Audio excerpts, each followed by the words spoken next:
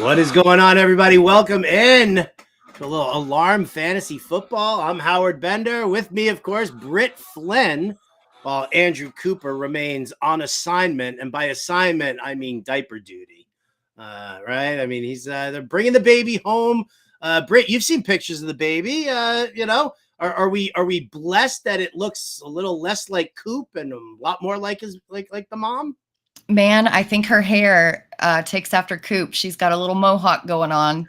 And after that real sweet fade that Coop's got. But man, her little cheeks are just adorable. And Coop is already 100% in with the dad jokes, calling himself Jalen Swaddle. So for what that's worth. I like that. Jalen Swaddle wow. Coop, everybody.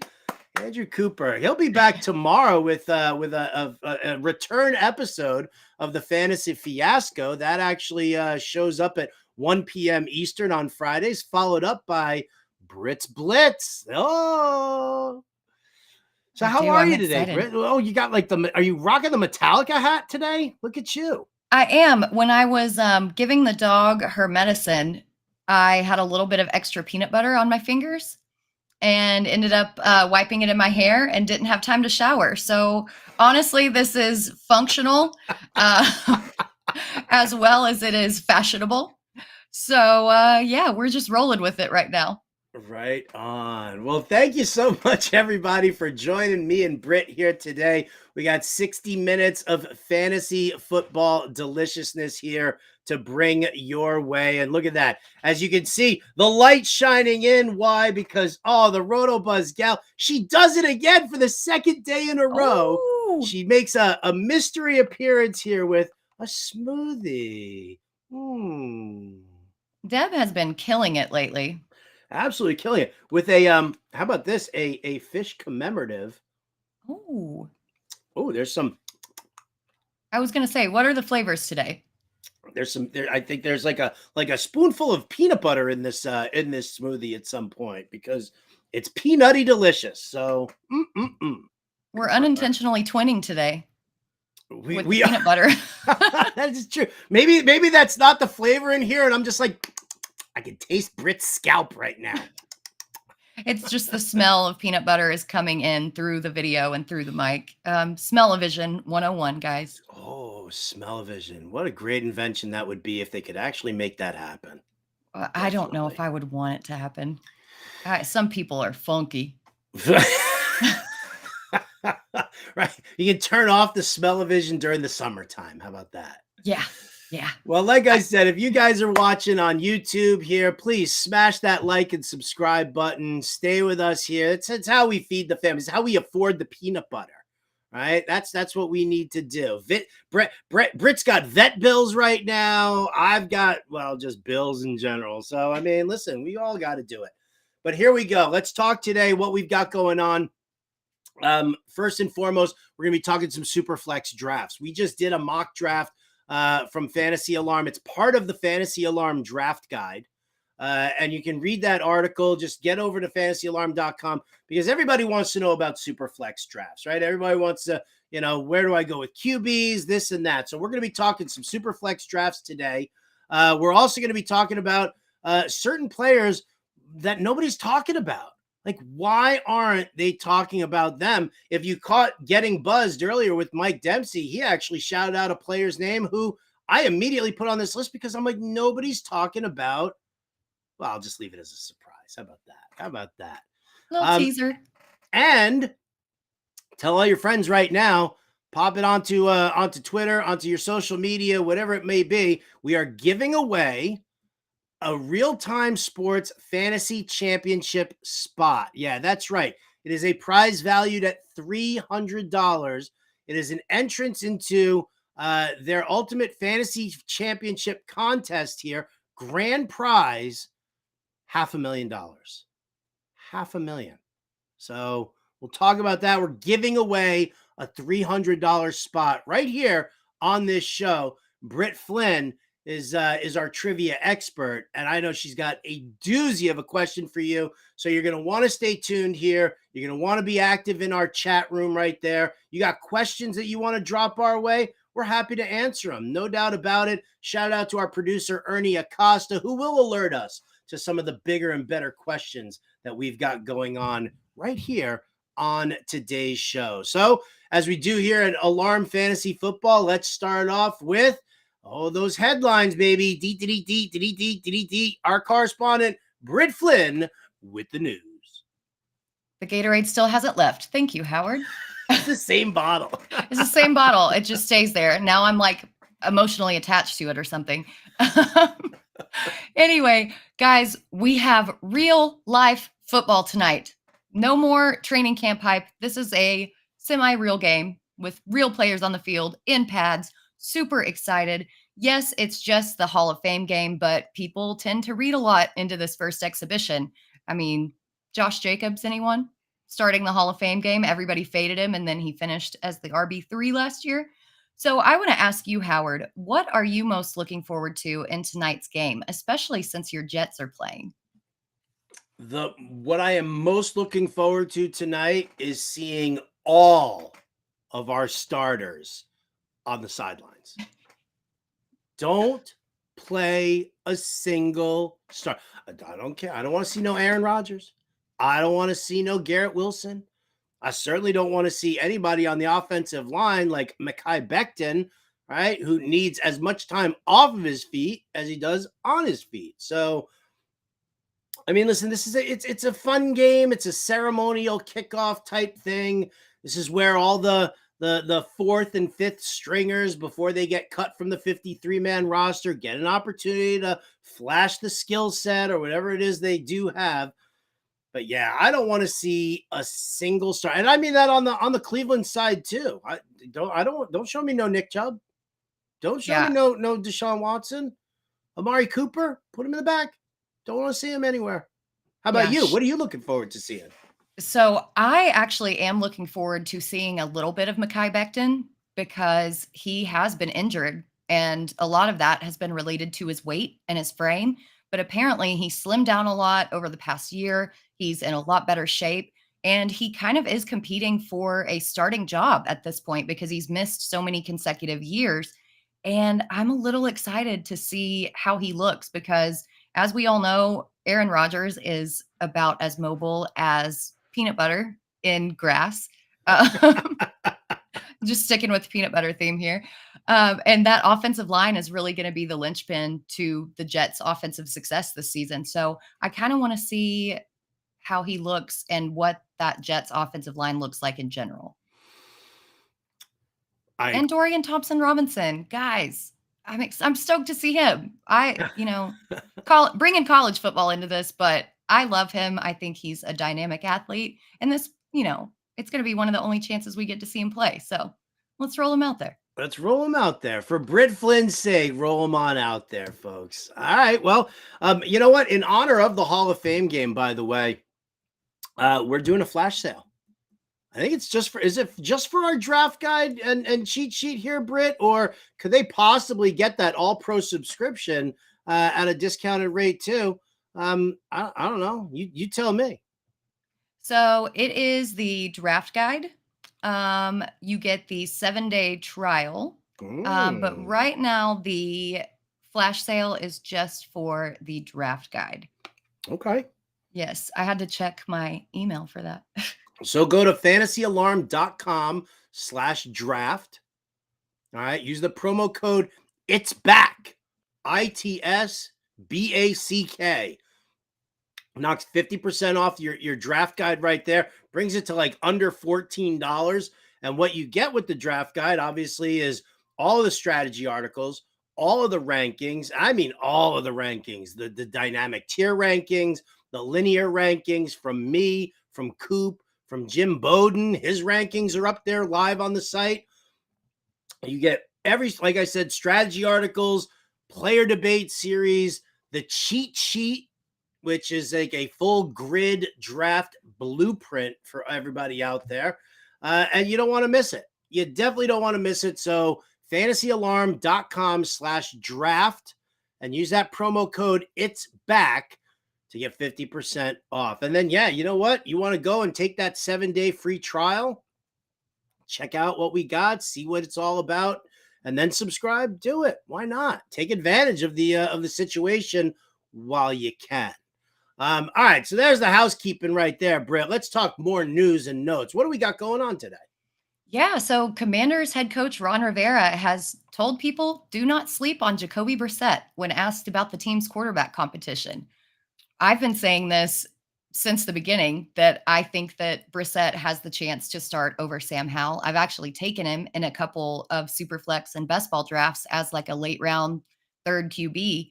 And we saw him start for Cleveland last year. He was very serviceable. And actually, Amari Cooper did better with him in at quarterback than he did with Deshaun Watson. So I think that there really is a chance that we see Brissett under center sooner rather than later. I'll be talking about this in the training camp battle article as part of the draft guide. Shameless self-promotion. So how do you feel about Brissett? I'm pretty ambivalent. I'm not going to lie. Listen, there's nothing spectacular about Brissett. I do agree that it is Sam Howell's responsibility to outplay Jacoby Brissett because Brissett has, the experience. He's been around for a bunch of teams. He knows how to pick up, a different coaching system. And I think that he's more than capable of running this Washington offense. I wonder, does Ron Rivera make this comment as a light a fire under Howell's ass a little bit, or does he genuinely believe that Jacoby Brissett could be his QB moving forward? I'm not 100% sure about that, but I don't think it moves the needle in fantasy for any of the weapons. Like, I don't think it moves the needle, changes anything up, whether it's Brissett or Howell, for McLaurin, Dotson, Gibson, Robinson. I don't think it moves the needle for them. Do you? I think it does move it a little bit for McLaurin because I've been worried about Sam Howell's ADOT. And Brissett's air yards per attempt actually ranked 6th last season. So I think if he's in, McLaurin bumps up a little bit in the rankings just because he's going to get more of those vertical targets. Otherwise, with Howell, I think it's going to be a lot of Dotson, a lot of Antonio Gibson, and maybe even a Cole Turner in the absence of Logan Thomas, should that come to pass. Hey, come on, man. I got all those best ball shares of Logan Thomas in the last round. Why you want to take that away from me? I'm bird crapping all over your parade. Good thing we're both wearing hats. Exactly. All right. Well, let's move off the Commanders. What else do we got here? Yeah, there's still some drama in the Ravens running back room. I know we've talked about Melvin Gordon a lot in the past couple days, but yesterday, Ravens head coach Jim Harbaugh said that he is unsure of when J.K. Dobbins will return to the team. After missing last season or the bulk of last season with a knee injury, it seems that knee is still acting up. How concerned are you not only with the injury, but Dobbins' usage in this offense in general? I'm out on running backs for Baltimore. I don't care about Melvin Gordon. I don't care about J.K. Dobbins. I don't care about Gus Edwards. They're obviously going to run the ball some, even though it's an air raid system. We're probably going to see 65 to 70% passing plays, called here. There's going to be a lot of RPO work, and Lamar Jackson, he likes to run the ball himself. Will there be times where he dishes it off behind him to Dobbins? Yeah, maybe. But this air raid system, what it does is it stretches the defense horizontally.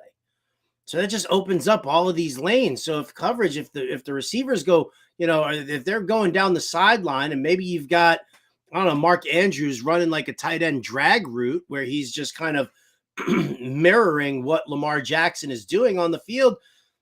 If Lamar doesn't see him wide open and doesn't want to sling it to the corners, he's got all this room on the field to run. And I think he is going to take more advantage of that. So I'm out on all of these Ravens running backs. I don't have any shares of Dobbins at all. I'm not even taking Gus Edwards late. Yeah, I don't have any shares of Dobbins. And again, for all of you, if you missed the PSA, we're not advocating for you to draft Melvin Gordon. I do have a little. I do have a little bit of Gus Edwards just because of how cheap he's going in drafts. but the percentage of exposure is not, it's not a lot. It's just a little sprinkle just in case, just to diversify my teams. And I was talking about this yesterday, going off on a tangent, but when you play in as many leagues as we both do, diversification is so important. Because I was looking over my teams from last year. We did the draft order for my big money home league. And I was thinking, you know what I did wrong? I didn't diversify. I put too much in these players and had too big of an exposure. So I think that is important. Just a tangent to talk about. But moving on. So we're going to stick with running backs. After all the talk about incorporating Tank Bigsby into the Jaguars offense and seeing him in all of his training camp plays, now Doug Peterson is saying that he wants ETN to push 16 to 1,700 yards as a rusher. Do you think that that's actually going to happen? Or do you think that this is just like a little bit of Peterson lighting a fire under ETN's booty? So, all right. So I got an opportunity to talk with Mike Dempsey, who covers the Jaguars on, the Jaguars Today radio. He was just in training camp earlier today.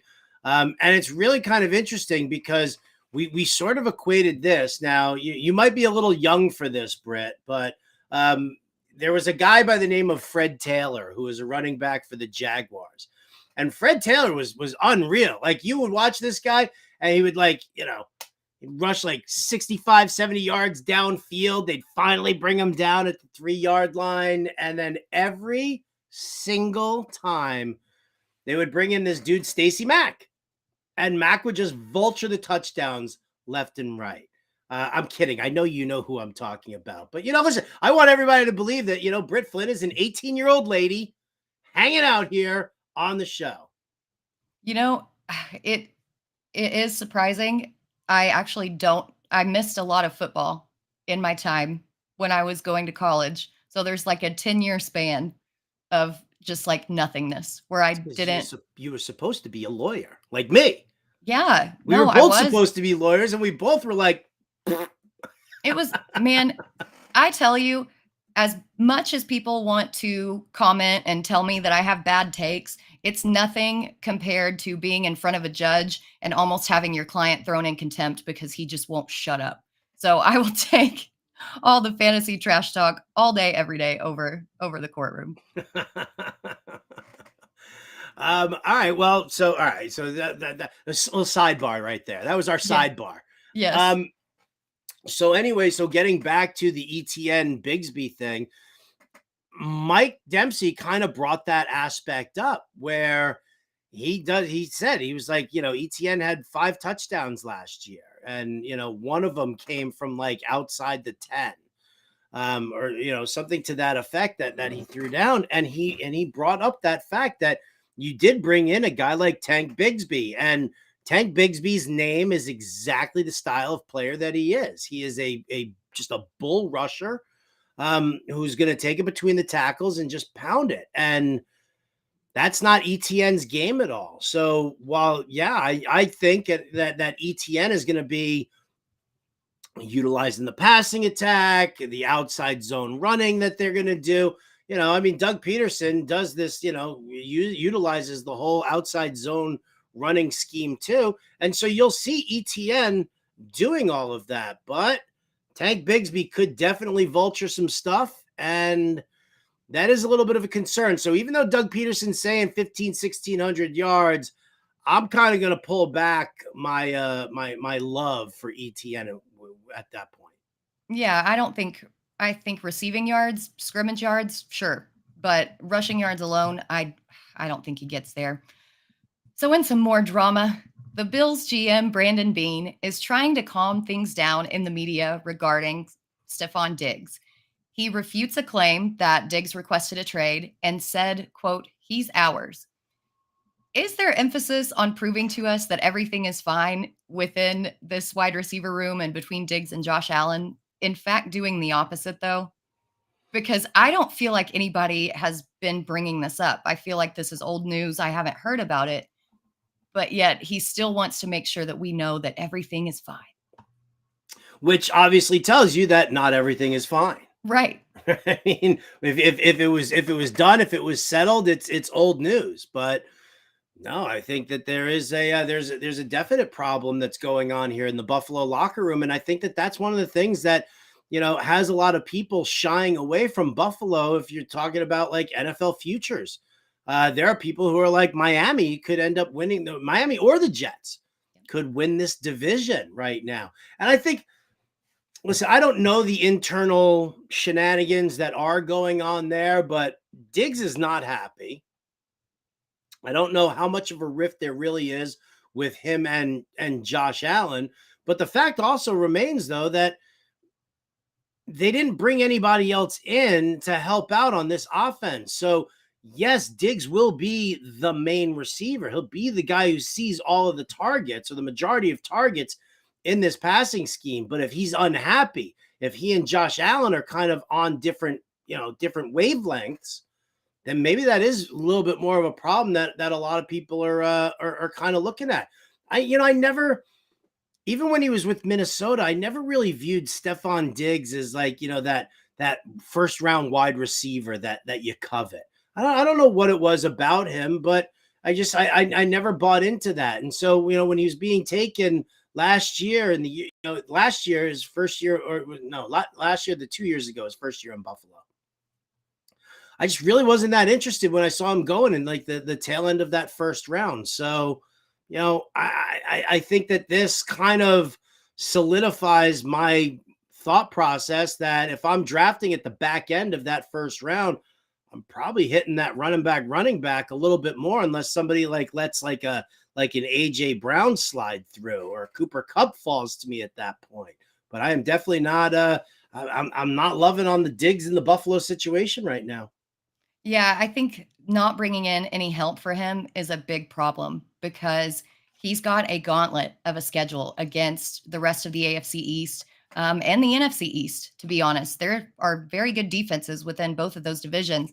And the last time he matched up with Sauce Gardner of the Jets, he had 3 receptions for like 30 something yards. I mean, it was not good. When he faces shutdown corner coverage, which is what he's going to face in every single game because they don't have a legitimate wide receiver 2 weapon. I mean, I'm sorry if you're a Gabe Davis truther. No, Sellers, you turn never your headphones apologize off to if don't you're ever listening. apologize to Gabe Davis truthers. Don't ever apologize. Yeah, a 50 something percent catch rate isn't something that scares me. Especially if I'm a corner, you know what I mean? Like he's going to drop the ball himself. So I think that there are some real concerns. And Diggs has a solid floor, but his ceiling just seems to be capped because of what Buffalo does and how they run their offense. And then honestly, bringing Dalton Kincaid in as more of a pass catching option too, and seeing what he's been doing in camp, going to be really interesting to see how that goes. But we've got a couple other things to get to that are just kind of popcorny headlines, but we all love a good snack. The NFL is considering rule changes to kickoffs, modeling those seen in the XFL. The XFL. Are special teams doomed with all of these changes? I mean, do we even need to have special teams at this point? Ooh. I mean, we do need special teams. Obviously, there's punting and there's field goals. The kickoffs are, obviously they're trying to spare the wear and tear that happens when like the gunners are like shooting downfield and they lay some dude out. But I see more touchbacks than anything else. What are the rules in the XFL for kickoffs? What do they do? Do you know? So it has something to do with, I believe, the ball starts on the 35-yard line, that there's not actually a kickoff. Oh, okay. Um, let's see. The XFL kickoffs occur at the 30-yard line with players other than the kicker lined up at the receiving team's 35. Only the kicker and returner, meanwhile, can move before the ball is touched by the returner. So it's just, I think, holding them back a little bit from charging downfield and preventing, like what you said, those gunners coming down and just hitting them. But man, it just seems so boring because the excitement of a kickoff return, seeing It does. somebody juke some defenders is awesome.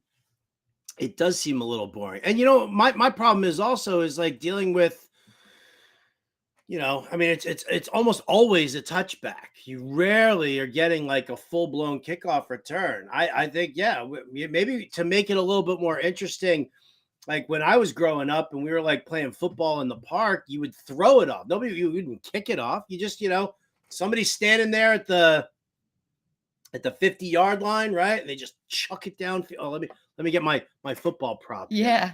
Right. See, I've got one too this now. is what it looks like, Kenny Pickett. This is how it's supposed to look. Not you with your tiny little baby hands, Kenny. I'm talking about big ass hands here on this is a regular sized football from the NFL. I just want you guys to know that. So Kenny Pickett, I'm coming for your job. Anyway, but yeah, just throw the ball off, right? Like just chuck it downfield. You probably get it to like the near the goal line or whatever, and then let the guy run it back. But at least then when you're just chucking it down the field, you're not getting like as much air time, hang time, or whatever that it's going to really, hurt the gunners, or hurt the returner too much. Maybe. Yeah. I don't know. We'll see. Travis Kelce also said something on his podcast about if the ball was fair caught behind the 25, that they were going to move it to the 25. So that's something interesting to watch out for too. There's just too many special teams changes. But to finish up here, we're going to go kind of reverse animal cruelty in a way, playing off what we talked about yesterday with Dan Campbell and his lion. Jim Irsay is apparently planning to spend $20 million on transporting an orca whale who has spent 53 years in captivity to the Pacific Ocean. We talked about animal cruelty yesterday, but this kind of seems like reverse animal cruelty to me. I mean, she's been in captivity 53 years and you're just going to be like, no, go find some buddies, go find a family. This is cool. It also seems like a slap in the face to Jonathan Taylor, doesn't it? I mean, you're not going to pay him and not going to extend him, but you're going to spend $20 million. It's really giving that South Park episode where they took the free whale to the moon. That's exactly what I thought about, even more so than Free Willy. So what do you think Irsay's doing here? I don't even know. I'm willing to bet, and I mean this in the nicest of ways. Maybe they adjusted his meds and they're still trying to like get it right, because I mean this dude is he's handling everything in such the wrong way. Like, I mean, transporting the orca like that, just the dumbest thing that he's even talked about. But like, trying to argue his point about the whole running back situation in public. Yeah. Right. That's not the way you handle it. You sound like a douche. And listen, people have, a lot of people have sympathy for the players. Excuse me. Smoothie. Right? Oh, it was like a chia seed stuck in my throat. Oh. But so, I think that it's, a lot of people sympathize with the players, but then you also have your fair share of people who are like $10.1 million. Get your ass out on the field, idiot. You're getting paid to play a game like that, and we're dealing with differing opinions, but I think the majority of people actually kind of side with the plight of the player. And so if you're coming out as an owner and you sound like a dickbag, well, then guess what? Nobody's going to have any kind of sympathy for your ownership, for your team, or anything like that. And there's going to be more public outcry about it. And that's just going to make the owners look like bigger dickbags for not trying to correct the problem. Like, ownership doesn't have to do anything right now. They don't. Yeah. The new CBA is not up until 2030. All right. And this is the bed you made. Now you got to lie in it, sort of a thing. And that's what, if I'm an owner, I'm kind of taking that, that to the bank for me. If you want to be a nice guy and ownership wants to kind of, show that they can be the sympathetic owners, and it's not all about, let's just keep rotating players in because it's like cattle, and, one dies, we'll bring in another one. It doesn't matter. Like, if ownership wants to correct that, then they'll make that move and they'll correct it. But with what Irsay's doing right now, I mean, he not only looks like a bigger jackass saying what he's saying, but he's also losing public support for what's going on. Absolutely. I think his comments over the past few days even have just been bizarre, talking about if I die, nobody's going to remember me. And then now he wants to, it almost seems just such a huge swing. I'm not going to diagnose, but saying that nobody's going to care when I'm dead to having this grandiose idea of moving a whale across country just seems really unstable. And it also seems like he may be trying to deflect some of the pressure and the situation off him. Like, oh, I'm tired of everybody talking about how I'm treating Taylor. Let me go like move this whale.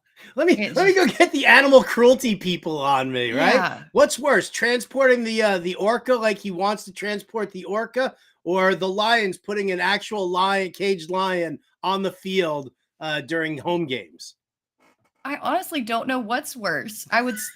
Because I would think about in the long term that it would be the lion, but think about this whale. She's never spent any time in the Pacific, or at least not for the past 53 years. And you're just going to go throw her into this environment. It seems like that could be more harmful than good, but I don't know. I'm over Jim Irsay. Me too. I think everybody's over Jim Irsay. Yeah. I'm all filled up on popcorn. Is there any legit news out there? Not unless some came down over the wire while we were doing that segment, but I think that this is something. I guess though? Not really. Sean Payton said that he expects Javonte Williams to play in the preseason. Oh, okay. Well, you know what? That's actually that's not terrible. Yeah, that's fair. That's good news for his injury recovery. So yeah. Thank you, Sean. Yeah. All right. Well, then let's close the book here on the headlines. Let's close the book on the news. If something does pop up, obviously our illustrious producer Ernie Acosta will alert us here in the chat, the private chat, the chat you can't see, the chat you can see over there. Get ready, because we're going to be dropping a trivia question on you guys, and the first person to answer it correctly in our chat wins a $300 entry to the RT Sports Fantasy Football Championships for your chance to win $500,000. $500,000. It's ridiculous. It's insane. I want to win $500,000. So let's talk. Let's move over to and we'll talk about Superflex drafts. Now, we did a draft. The Fantasy Alarm staff did another mock draft. We made it a Superflex draft. My man Ern, do we have that board up there? The capability of showing everybody what it looks like? Because Ernie says 1 second. Okay. I think I've got it right here. I'm just kidding. We'll give him time for that. But let's talk a little Superflex action, because not only did we do the Superflex mock draft, but we are actually in the midst of another league where you and I are in. That is also a Superflex draft. So let's talk strategy wise first and foremost here, Britt. What do you like to do when it comes to a Superflex draft? What's your strategy thought going in? Does draft position matter? It matters 100%. In this one that we're doing right now, I picked 9th, and everybody before me picked a quarterback. And normally I want to take a quarterback in the first round, but there was such a tier break that Justin Jefferson was still sitting out there, and I was not going to let him slip past me. So I kind of just punted a little bit, and it worked out okay. I ended up getting Dak Prescott and Anthony Richardson in the 2nd and 3rd rounds. And I'm glad that I did that, because after that, it dried up fast. There was a run, and by the time it got back around to you, it was ugly. Who did you end up taking there? I know we were talking about it yesterday. Did you end up getting one of those quarterbacks, or did you stick with another position player? I did. I actually Russell Wilson fell to me, and I opted to grab him. It was either Russell Wilson or Derek Carr, one of the two, and I opted for Russell Wilson, figuring that whatever. Sean Payton, the offense, we'll see what happens. I remember who it was yesterday. Was it Kev Tompkins who said that it couldn't have gotten any worse for Russell Wilson? So you might as well draft that guy. Yeah, I think you're right, though. I mean, he's not going to get much worse. I mean, we talk about let the draft come to you. We say it all the time. When it comes to a Superflex league, everybody immediately takes those quarterbacks early. You hit the nail on the head. there's a tier break. It's not after the first tier. You've got Mahomes, Allen, Hurts. I would say those guys are probably the top tier. Then the tier after that, that second level of quarterback. Look and see. Joe Burrow, Justin Fields, Lamar Jackson, Justin Herbert, and you could probably put Trevor Lawrence in there as well.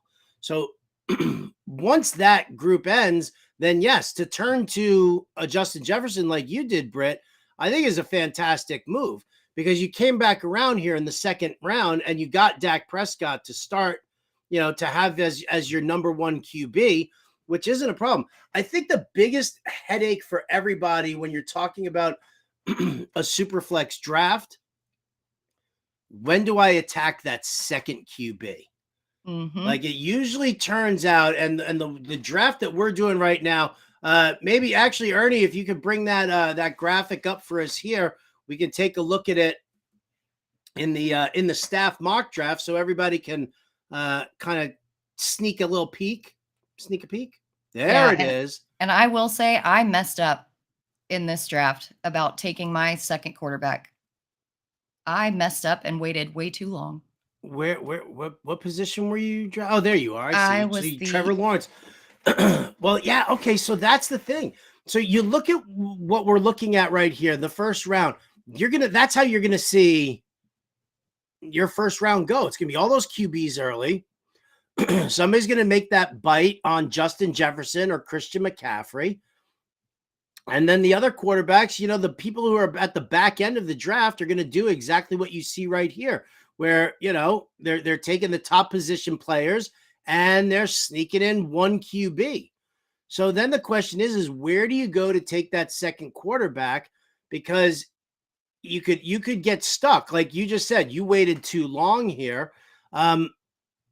Based on the way this third round went, it wasn't like, we see Coop taking Tua, right? But then everybody else just kind of left it alone. When Anthony Richardson went to Justin Vreeland over there at 12, that's the same thing that happened in the draft that we're doing right now, is that second QB comes off the board by somebody at one end of the draft. And then all of a sudden there it comes. Then it floods through in the fourth round where everybody starts taking that second QB. And you kind of get left out in the cold, especially if you're like on that front end of the draft. It's so funny. People were like, how come there's no, in the draft that we're doing, how come there's no third round reversal here? I'm like, because it's not the Scott Fish Bowl. Yeah. And if you're at the front end of the pack and you're getting a Mahomes or an Allen or a Hurts, well, guess what? Chances are is you're also going to probably suffer with who your second QB is, because you don't want to let too many position players fall to the wayside, but you also don't want to wait too long on your second QB. Yeah, and it played out exactly that way here. Mahomes and then Carr, Josh Allen and then Jordan Love, Jalen Hurts and Jared Goff, who I think actually might be the best out of those trio, or the trio. I feel so dumb because I should have taken a quarterback over Garrett Wilson. I should have seen this quarterback run coming, but I played chicken too much. I was like, no, it's going to be fine. There are too many good position players out there. One of these quarterbacks is going to fall to me. And by the time it got around, we see where Smith, Rodgers, and Wilson all went. And then again, there's that other tier break. So yeah, but how much of a differential really is there? Look at the QBs you could have had. I don't think Garrett Wilson was the possible error. Maybe it was Najee Harris. But is there much of a difference there between Tannehill and Jared Goff or Derek Carr? Like I don't think there's much of a difference there. No, I don't think there's a lot. And people forget that Tannehill 2 years ago had a lot of rushing upside in the red zone. So I think it could work out. But to be honest, I got sniped by Colby. I had my eyes on Stafford. I was like, okay, Stafford can make it back around, and I've got it. And I played chicken too much. And that's the thing that you can't count on as well. You can't count on a player making it back to you, because it is so infuriating for them to get sniped 1 or 2 picks, and then you've got to pivot and figure something else out. Make sure to have a backup plan and don't have your sights set on just one specific player because you will get burnt 9 times out of 10, like I did. And that's why we do these mocks for you, so you can see the error and not make them. Yeah, absolutely. Skinny McKinney says it. Draft position matters a lot more in Superflex drafts. Sometimes you have to take that second QB earlier than you'd like. Hashtag QB chicken. Yep, Which is that's true. exactly But right. you did jump into that third QB run, which a lot of people don't. And that's another situation that you're looking at in a super flex league. No, you don't have to play a quarterback in that second spot. You prefer that to happen. But so that's why getting that third quarterback becomes much more important, just to kind of cover those bye weeks. You grab Mac Jones there. That's huge. Scott Frankel says there's a huge difference between Goff and Tannehill. Maybe there was last year, buddy. Maybe there was last year. We're talking about this year. Yeah, I think that it's going to be a lot closer than people think, especially now that DeAndre Hopkins is thrown into the mix. Yeah. It's going to be a little different. Yeah. I ain't scared of Will Levis. I ain't scared of Malik Willis. I mean, that's just not going to happen there. So, but again, I like how you jumped in there on the Mac Jones, grabbing him, making sure that you've got him secured. Like that's an important factor, I think. So I don't think that you made a big mistake here by taking Garrett Wilson or Najee Harris and played a little chicken. Well, that makes me feel better. That makes me feel better. Yeah. And with taking Tannehill, though, at his age, I felt that it was necessary to get that third quarterback in case of an injury. I didn't want to say, well, my bye week's going to be the only week that he's going to be out, so I don't need one, because he is on the older side and was out last year with injury. So I really wanted to shore that up. Now, with what Bill Belichick said yesterday about there being a potential quarterback controversy in New England, makes me a little nervous about that. But I think it's more coach speak than anything else. Yeah, it's definitely more coach speak. Listen, I didn't get that third. I mean, I got Brock Purdy late. You guys can see I picked third in this one here. I got Brock Purdy late, but Brock Purdy versus Trey Lance, we don't know what's going to happen. I mean, we're assuming that Purdy's going to start, but how do we know that, Brock Purdy, who was Mr. Irrelevant before he showed that, a nutless monkey could quarterback in that San Francisco system, right? So I don't think there's anything special about Brock Purdy. I grabbed him because I needed a third guy. And it was kind of in that same boat. Sam Howell, Baker Mayfield, Desmond Ridder, like none of these guys were anything to write home about at all. None of them were. Yeah, I think, you brought up Trey Lance, but I think that even Sam Darnold could be making a push. And depending on how that UCL heals and if he has any setbacks in camp or in practice, we could see a full-on rotation of quarterbacks in the San Francisco offense. But I do think that Purdy succeeds in that system because he is that prototypical game manager type that fits in so well in that Shanahan system. Ridder, I think you could bump him up a little bit. He differentiates himself out of that group because of his rushing ability. But just a hair. It's still real close. They're pretty much all the same player. Scott Frankel's still trying to fight me on this Jared Goff versus Ryan Tannehill. Again, yes, you can quote all the last year's numbers in the world to me, Scott. But Tim Kelly is now, or not Tim Kelly. Wait, is Tim Kelly the new OC in Tennessee? I think he is the new OC in Tennessee, and he spent all that time working that spread offense with Bill O'Brien and working there. I'm not saying that Tennessee is going to have more pass attempts than the Detroit Lions are going to have. I just think that, you're making a bold statement here saying that it's that much of a differential when Jared Goff has two people to throw the ball to now, right? Yep. Jahmyr Gibbs and Amon-Ra St. Brown. And Sam Laporta. Okay, so even if we want to throw in, Sam Laporta in there, I mean, the weaponry is nowhere near what it is with Okonkwo, DeAndre Hopkins and Treylon Burks. Like to me, like it's night and day between that with receiver rooms and tight end room for Tennessee. Again, what they're going to have to do is they're going to have to, Tannehill's going to throw the ball a bunch. You got to go with a quick release. This running game is going to struggle behind this makeshift offensive line that was weak last year as well. So it's even weaker now than it was last year. So we'll have to see. We'll check and see. I'll tell you what, Frankel. Let's do a bet. We'll figure out a bet. You, me, right? I'd say loser shaves his head, but you already got no hair. So what am I going to do there?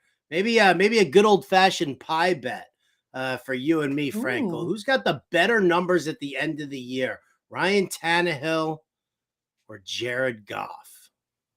I still think that it'll be Goff. I think you should set it up as will Tannehill come within this many points of Goff, because the initial claim was Goff is so far ahead of Tannehill.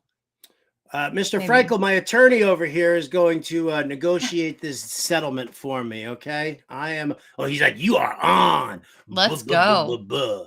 All right. Well, Britt Flinn is going to negotiate the terms of this wager, and we'll see what's going on from there. In the meantime, here we got everybody in the chat loaded up. Lots of people talking, lots of people chatting. How about it's time to give away a $300 entry into the RT Sports Fantasy Football Championships. Your chance to win $500,000. Britt, you are in charge of our trivia here. What you got? Yeah, so in honor of the Hall of Fame game and the Jets playing tonight, this Jets quarterback confidently guaranteed his team would beat the Colts in Super Bowl III. Who was the signal caller for the Jets championship team that year? Oh, I know. I knew you would know. I'll repeat it just in case. This Jets quarterback confidently guaranteed that his team would beat the Colts in Super Bowl III. Who was the signal caller for this championship team? Oh. Look at that. We got two names who came in nice and quickly here. Scott Frankel and Skinny McKinney, both with the Broadway Joe talk. Frankel's came in a little earlier, but yeah, he kind of disgusts me right now with his anti-Tannehill speak. Yeah, if you look at the timer on here, I don't know if you guys can see it on the YouTube stream. So there were like two 100ths of a second. Yeah. Separating them. It was razor thin. But yes, it was Joe Namath, even though our producer Ernie points out that it is misspelled. Scott, right. Are there points for spelling? I think if you get the name, that counts. All right, Frankel, you win this time. Very quick on the keyboard. All right. Well, extra points for first name usage. Oh, sorry, it doesn't work out like that. And Sellers just woke up. Dang it, I missed the trivia question.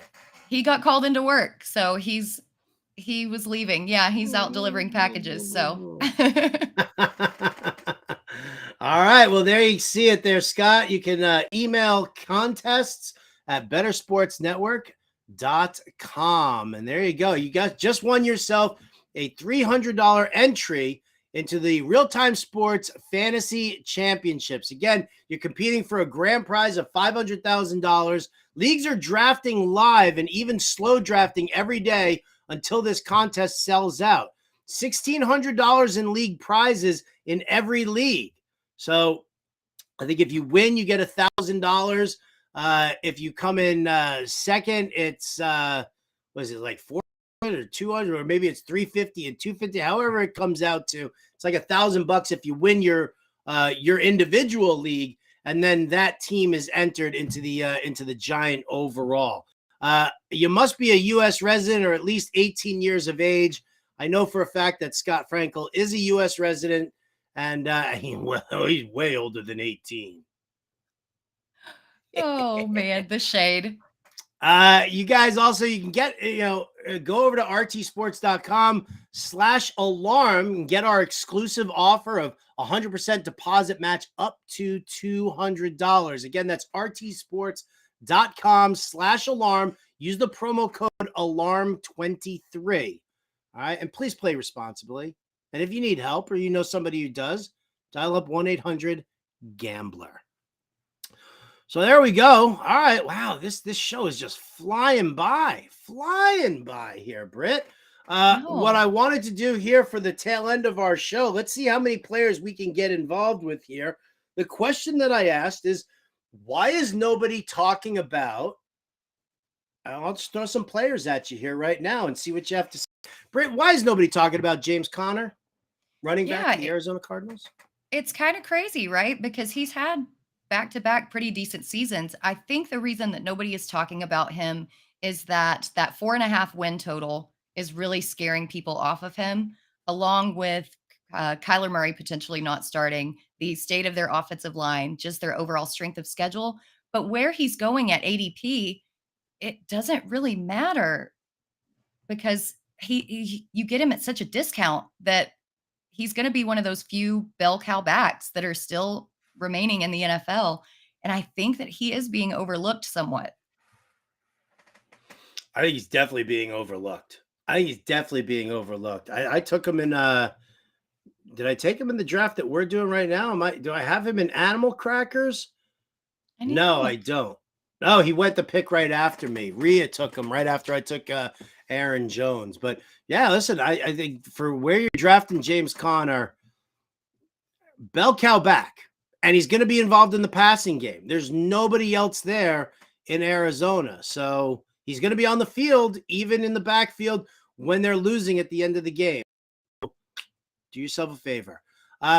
Britt, how come nobody is talking about Raheem Mostert, running back, Miami Dolphins? Yeah, I think that the Devin A-Chain hype train has kind of gotten out of control with that. It's still going to be a split in Miami. I don't see A-Chain being like the between the tackles guy. I see him being that outside runner, put that speed to use, maybe a pass catcher in some situations, but Mostert's really being overlooked. And last season, he and Wilson had basically identical stat lines, basically identical snap shares, yardage, touchdowns. And people are still choosing to gravitate towards Jeff Wilson and A-Chain over Mostert. And I think that that's a little short-sighted. And maybe the fact that Dalvin Cook was so heavily linked to Miami kind of scared some people off of him and people just forgot that he was there. But again, another player who's going in ADP, who's going to get usage. And Miami's offensive line is a lot better than it was last season. They did fill some holes there. So I think that he definitely has some value where he's going. And people should be talking about him. They should, or at least just not ignoring him. Again, another free pick. It's the 12th round and Raheem Mostert's still there. What happens if Dalvin Cook doesn't sign? What happens? Oh. Yep. Did we lose Howard? What's that? I thought we lost you for a second. No. Sometimes I like to do like a dramatic pause. It comes across as a freeze on the live stream, something like this. There's that theater training. I love it. Award-winning. It's excellent.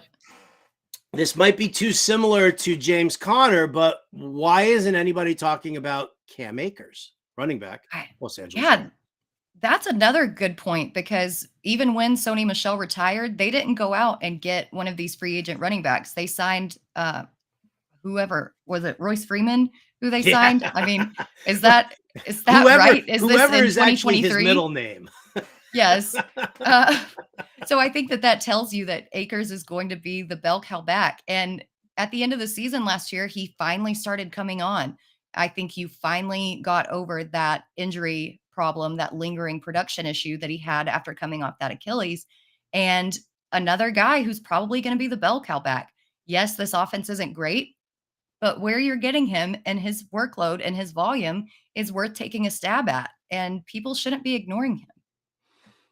Agreed on all counts. Let's talk about some wide receivers here. Britt, how come nobody's talking about Keenan Allen?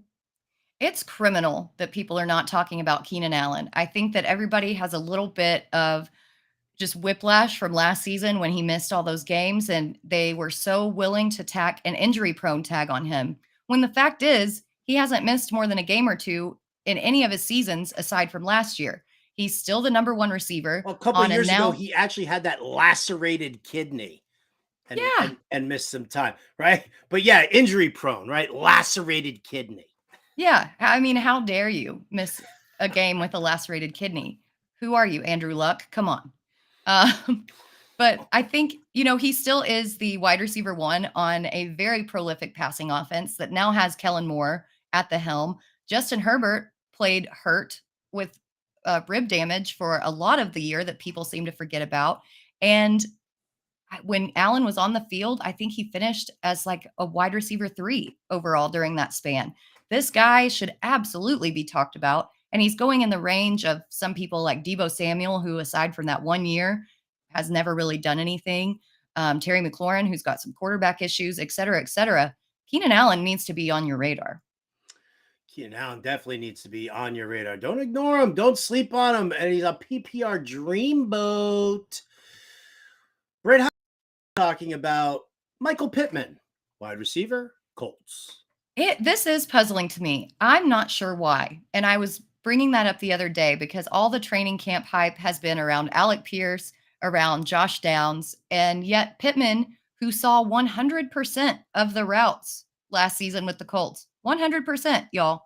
Uh, he's not being shown anywhere. I don't know about his connection with Anthony Richardson. Maybe he's another one that people were disappointed with after his production last season. But let's be honest, that entire Colts offense was so inefficient and unproductive. There's going to be some positive regression that happens here. Pittman is also going decently late. And as a wide receiver one who runs, again, 100% of the routes, you need to be talking about him. You do indeed. All right. I think we got time for one more here. Britt.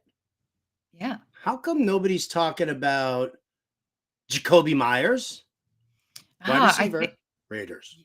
Yeah, it's because they have a slot receiver at home, right? That McDonald's meme. We've got McDonald's at home with Hunter Henry. I think that they think that Hunter Renfrow and Jacoby Myers are going to be battling it out in the slot.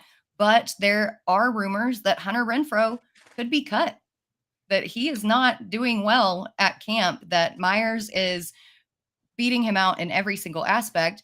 And as a slot receiver for a low ADOT guy like Jimmy Garoppolo, he needs to be talked about more. And he's another one who's extremely, extremely cheap. A low ADOT guy like Jimmy Garoppolo. Handsome up here, but a low ADOT guy. Yeah. Oh, all right. Well, listen, you know what? We're going to play more of why isn't anybody talking about, but we're running out of time here right now. So you got to get your fantasy football game show in with the Front Yard Fantasy guys. So that's taking you from 3 to 4 p.m. Eastern.